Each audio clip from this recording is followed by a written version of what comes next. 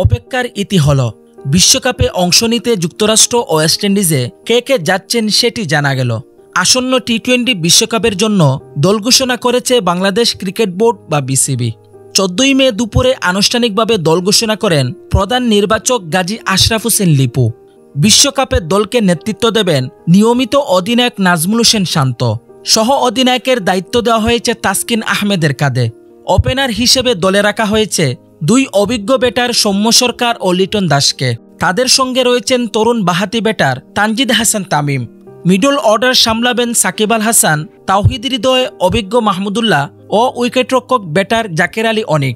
Spinner হিসেবে দলে রাখা হয়েছে শেখ মেহেদী হাসান, তানবীর ইসলাম ও রিশাদ হোসেনকে। টাইগাররা 4 পেসার নিয়ে যাচ্ছেন যুক্তরাষ্ট্রে। ইনজুরিতে বিশ্বকাপ যাত্রা নিয়ে শঙ্কা তৈরি হলেও যুক্তরাষ্ট্রের বিমানে চড়ছেন তাসকিন আহমেদ। এছাড়াও স্কোয়াডে রয়েছেন মুস্তাফিজুর রহমান, শরীফুল ইসলাম ও তানজিম হাসান সাকিব। দলের সঙ্গে অতিরিক্ত খেলোয়াড় হিসেবে রাখা হয়েছে আফিফ হোসেন ও হাসান মাহমুদকে।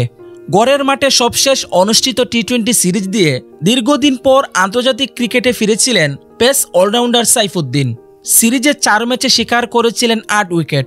এর মধ্যে 2 ম্যাচে শিকার করেছেন 3টি করে উইকেট।